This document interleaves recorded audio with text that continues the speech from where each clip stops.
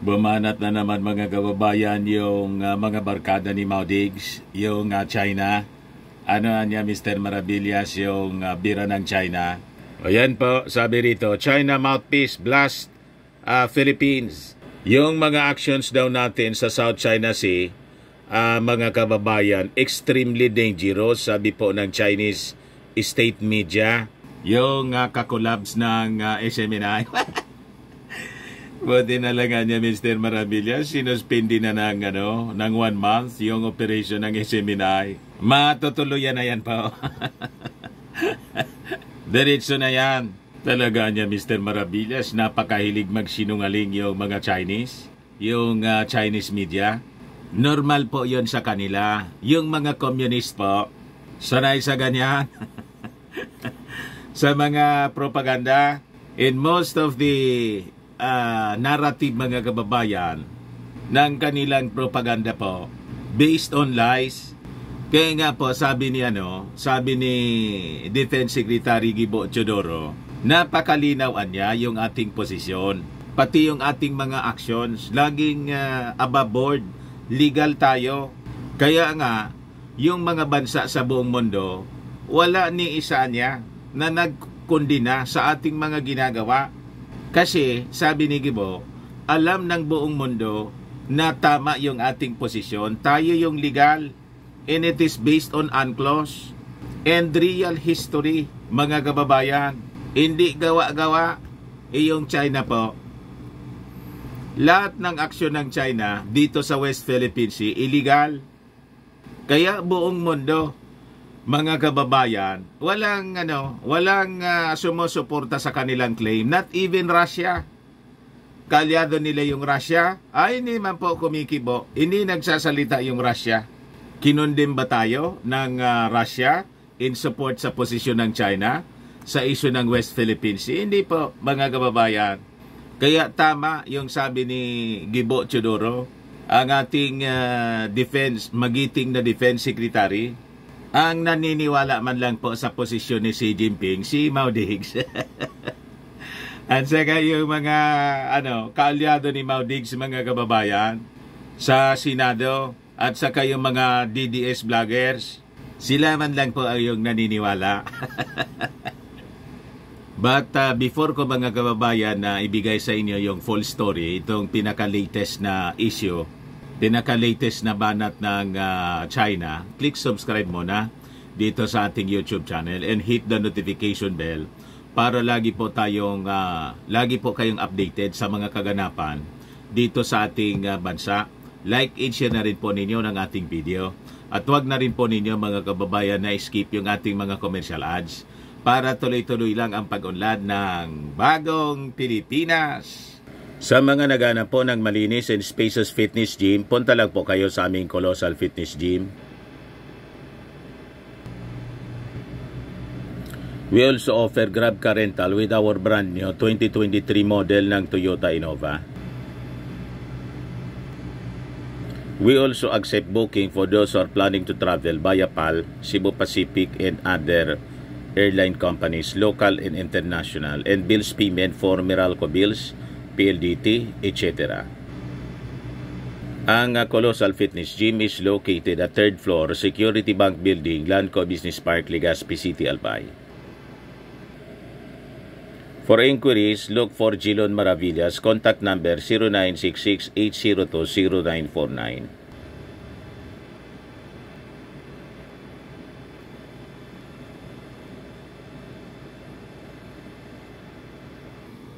Ayos pa.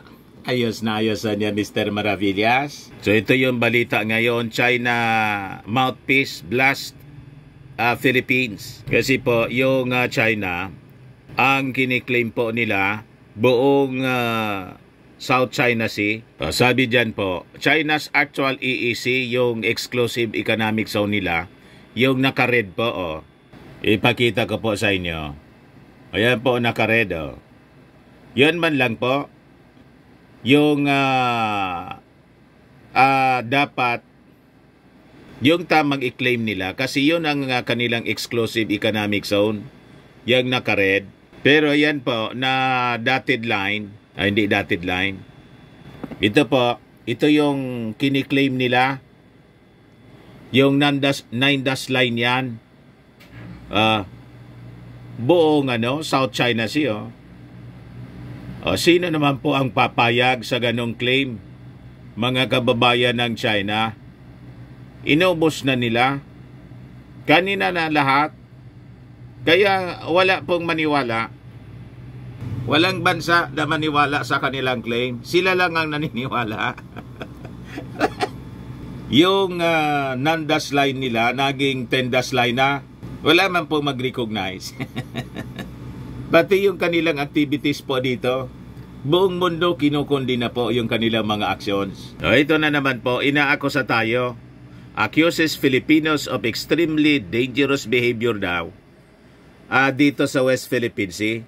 Sabi ng mouthpiece nila na People's Daily, the Chinese Communist Party, the People's Daily, accused Philippines of extremely dangerous behavior dito daw sa South China Sea, saying falsely that Philippines ships repeatedly infringed on Chinese territory and that Manila was colluding with extraterritorial forces to cause trouble. Tayo pa yung nanggugulo. Sila yung pumunta rito sa ating territory, sa ating exclusive economic zone. Pagkatapos, binabaliktad tayo. Tayo daw yung pumasok sa kanilang exclusive economic zone. O sa kanila pong hindi exclusive economic zone. Sa kanilang 9-dash line na wala man pong mag-recognize na bansa sa buong mundo. At nakikipagsabuatan daw tayo sa ibang puwersa. Anong nakikipagsabuatan? Wala kaming pakikipagsabuatan. Yung mga agreements na pinapasok namin, hindi yun pakikipagsabuatan. Legal treaties yung aming pinapasok. And we have the longest treaty with America, the oldest. At yung papasukin namin po na the same treaty with Japan, dumadaan po sa legal na na pamamaraan. Kasi alam naman namin na maliit kami at militarily we are not capable of defending our territory. Alam namin yung aming deficiency. Kaya yung aming strategy yung mga like-minded nations, yun ang amin pong ini-engage. Na checkmate kasi namin kayo. Kaya ganon yung sinasabi ninyo na kami nakikipagsabuatan. Kayo ang nakikipagsabuatan sa mga traidor dito sa aming bansa. Sabihan ba naman tayo na yung ating mga actions dito extremely dangerous daw? Kayo yung pumunta rito para ibuli kami. Ilang beses na ba ninyo na binomba yung aming resupply mission? Binomba ninyo ng water cannon. Ilang beses na ninyong hinarang yung aming mga maliliit na bangka na muntikan ng bumangga. Ang dami na nga po na mga diplomatic protest na amin pong final against you. And that is on record. Pagkatapos kayo yung sasabihin niyo dito sa amin na kami yung gumagawa ng extremely dangerous actions. Sabi nila dito, yung bansa daw natin, yung Pilipinas, umaasa sa US support to continually provoke China. Kami pa yung nagpo-provoke ngayon. Kayo yung nagpo-provoke. Kayo yung aggressor eh. Kami po, defense. Kaya nga yung kasunduan namin sa Amerika, Defense Treaty. Mutual Defense Treaty. Pag umatake kayo, aatake kami. Counter-attack. Kaya takot man kayo pong umatake kasi alam ninyo, magkakaalaman na po. Takot kayo.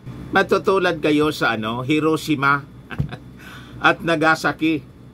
Pag sinubukan ninyo kami rito sa Pilipinas, hindi po kami mauuna na aatake kasi nga po, Defense Treaty.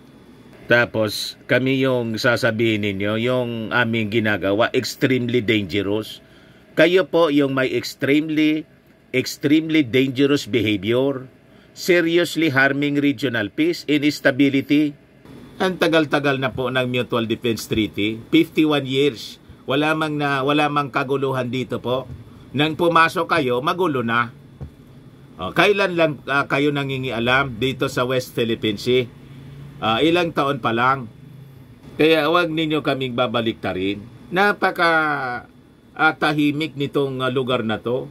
Nang kayo po ay magsimula na mag-construct ng kung ano-ano dyan sa West Philippine Sea at magpadala ng mga Navy, doon nagsimula yung tensyon. Napakalayo ninyo.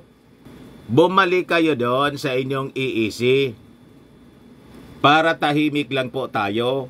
Sabi nila sa commentary, yung Washington daw, yung Amerika, has frequently used its defense treaty with Manila to threaten China, blatantly supporting Philippine violation of Chinese sovereignty and peddling security anxieties, sabi po ng People's Daily.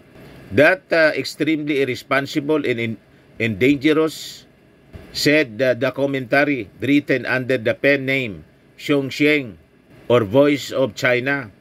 Ano naging irresponsible yung napakatagal ng tratado namin? At hindi po namin kayo tinatakot. Yung Amerika, hindi kayo tinatakot. Sinasabi lang nililinaw lang ng Amerika at kami po na pag kinanti ninyo ang aming puwersa, maghahalo po ang balat sa tinalupan. Tatalupan namin kayo. Malinaw yon sa tratado. An attack to one is an attack to both. Ayun ang yun ang malinaw. Kaya takot man kayong umatake kasi alam ninyo, yun ang mag-justify ng pagalaw ng buong puwersa ng Amerika at ng Pilipinas under the Mutual Defense Treaty. Naintindihan ninyo mga Chinese? Sumobra kasi yung inyong yung kasapuangan ninyo po, sumobra. Moderate your greed. Yan ang advice natin sa inyo. Tama?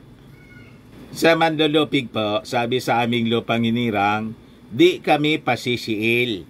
Ito po yung the land of noble heroes. Hindi po kami takot sa laban, sa digmaan. Ilang digmaan na yung pinasok namin po. Di ba? Dumanat po ang Pilipinas sa napakaraming labanan. Hanggang ngayon nga may labanan kasi may rebellion dito sa amin. Hindi man po kami natitinag po. Nakatayo ang Pilipinas. Di ba? Lahi kami ng mga magigiting. Ayan man lang po mga kababayan. Pero kami, friendly naman po kami. Hindi man po kami palaaway. Pero pag kami inaway kami, ay nakikipag-away din kami. Yung tama lang na pakikipag-away. Kasi, di ba? Ito yung ating tinubuang lupa. Ito yung aming sinumpaan to defend our country. Sa Manlulupig nga, hindi kami pasisiil.